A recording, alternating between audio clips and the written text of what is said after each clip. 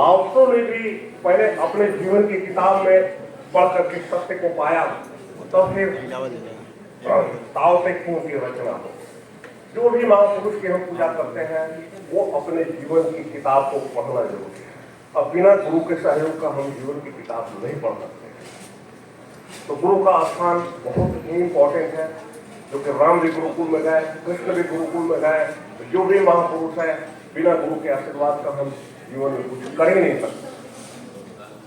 तो मैं तो यह कहना चाहूंगा, एक नीरज जी की बहुत बढ़िया कविता है कि मेरी मुमताज अगर मैं शाहजहां होता तो एक ताजमहल तेरे लिए बनाता। मेरी मुमताज अगर मैं शाहजहां होता तो एक ताजमहल तेरे लिए बनाता। सब सितारों को तेरे अंक में बैठा देता, सब बहारों को तेरे कदमों में झुका देता। पर मैं न शाहजहां हूं न ही शेख सौदा। एक सामान्य सा आदमी हूं, गरीबी ने जी से पाला। कांपती लौ ये कांपती धरती, पूरी जिंदगी तो इन्हें गीत बनाने में कटी। कौन समझे मेरे आंखों के नमी का मतलब, जिंदगी तो बेच थी पर जिल्द बांटने में। किसी दिलताज के दुकान पर जाए, रामायण है, गीता है, महाभारत है, क्या है, वो जिल्द लगाता है किताब के अंदर। हमारी भी स्थिति ऐसी नहीं है। पूरी जिंदगी हम जीते जा रहे हैं, पैसा पद प्रतिष्ठा उसके पीछे हम भागते जा रहे हैं। लेकिन जिस दिन हम अपने जीवन की किताब को पढ़ने आ गया, शरीर है, शरीर के अंदर मन है, मन के अंदर आत्मा है, आत्मा के अंदर परमात्मा, परमात्मा कहीं बाहर नहीं है, आपके अंदर खुद है। जिस दिन आप अपने अंदर के परमात्मा को जब खोज लेंगे तो फिर आपके अंदर असीम आनंद की फीलिंग होगी। पढ़ाने में भी आनंद, बैठने में भी आनंद, यहाँ तक कि हर काम में आपको आनंद की फीलिंग होगी। आदि शंकराचार्य महोदय ने क्या काम किया जाता है, बद्रीनाथ, केदारनाथ, द्वारिका और पूरी धाम, जब चारों धाम की स्थापना उन्होंने कर दिया तो उनके शिष्य बोले कि अब तो परमात्मा का दर्शन आसान हो गया। तो आदि शंकराचार्य महोदय मन मन मुस्कुराने लगे। उन्होंने बोला कि वही पूजा धाम धाम, बाहर मंदिर जाओगे, चारों धाम में जाओगे, वहां मिलेगा क्या? सिर्फ एक चीज मिलेगा, सिर्फ एक चीज मिलेगा,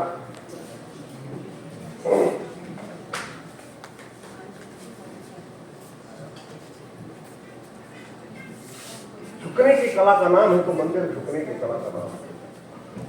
सिर्फ झुकना सीखोगे, बाकी परमात्मा वहां नहीं है। शिष्य परमात्मा है कब?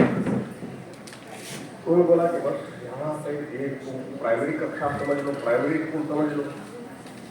झुकने से शुरुआत हो गई। जो अहंकारी व्यक्ति होगा वो नहीं झुकेगा, जिसके अंदर प्रेम होगा, जिसके अंदर भक्ति होगा, वही झुक सकता है। लेकिन झुके और इतनी रुक गए तो यहाँ ईश्वर नहीं है, आगे की यात्रा तुम्हें करनी है। उन्होंने बोला कि स्तुति पूजा अद्भुत। जब हम स्कूल में बच्चा जाता है तो ABCD सीखने में गुरु सहयोग करता है। उसी तरह से जब हम मंदिर में जाते हैं तो विधि विधान से कोई पुजारी हमें पूजा कराता है, तो बिना गुरु का ज्ञान नहीं हो सकता।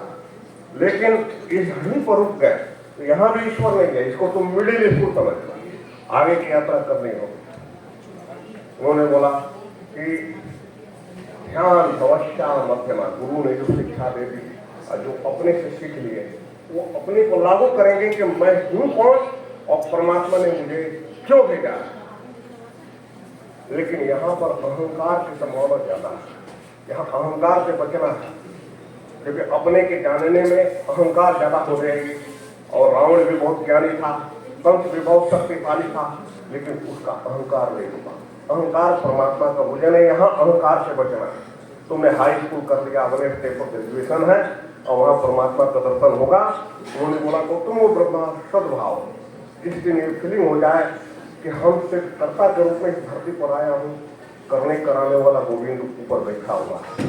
तो सुबह की शुरुआत सब परमात्मा के चरणों में, और दिन भर में क्या अच्छा हुआ क्या बुरा हुआ शाम को उनको अर्पित कर दिए। और 24 घंटा आनंद में, बैठने में आनंद, खाने में आनंद, चलने में आनंद, नहाने में आनंद, यहाँ तक कि मरने में भी आनंद आपको मिलने लगे। उस समय जो भी परमात्मा दर्शन आपको। तो मैं यहाँ कहना चाहूंगा कि जमीन से जो हो परे परे, जमीन से जो हो परे परे उसे आसमां पर ही छोड़ दो। जो जमीन पे हो, जो जमीन का हो, हमें उस खुदा की तलाश है। जो फिजा का रंग बदल सके उस हवा की तलाश है। जो लहू में बिजलियां भर सके उस दवा की तलाश है। अभी आसमां का जिक्र न कर, अभी आसमां का फिक्र न कर, जो हमारी आप सबकी जिंदगी को सवार गए उस आसमां की तलाश।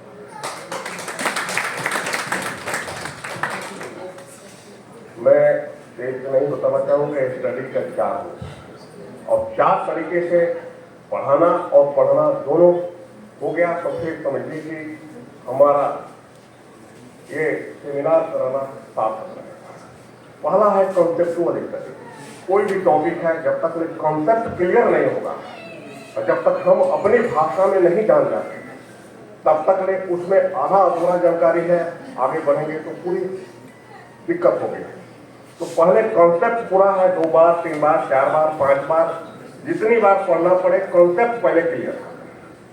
कॉन्सेप्ट जब क्लियर हो जाएगा अपनी भाषा में, क्लियर होने का मतलब है कि उसके संबंधित टॉपिक के बारे में हम लिख सकते हैं और बोल करके और उसका अच्छे तरीके से हम व्याख्या कर सकते हैं, तो वो हमारा कॉन्सेप्ट क्लियर हो जाएगा। दूसरा है रिमेम्बरिंग स्टडी। कुछ ऐसे टॉपिक में चीज होते हैं जो मेरे को रटना पड़ता है, उसको हम याद करने में कामयाब हो गए तो फिर समझिए कि ये मेरा रिमेम्बरिंग स्टडी टॉपिक हो गया। तीसरा है कॉम्परेटिव स्टडी। उस टॉपिक का पिछले टॉपिक से क्या संबंध है, क्या अंतर है, अगले टॉपिक से क्या संबंध है, क्या अंतर है। और चौथा है रिवाइज स्टडी। जो अभी हमने पढ़ा है अगले 12 घंटे में 40 से 50% हो जाएगा। 12 घंटे से पहले उसका रिवाइज होगा। और किसी भी टॉपिक को 4 तरीके से पढ़ लिए तो इंडिया का कोई भी एग्जाम नहीं है जिसको आप फाइल नहीं कर सकते। तो मैं तो यही कहूँगा कि बात जब अपने स्वाभिमान की और शिक्षकों की सम्मान की, बात जब अपने स्वाभिमान की हो और शिक्षकों के सम्मान की हो, पीछे हट सकता नहीं, चाहे कीमत हमारी जान की। जय हिंद, जय भारत।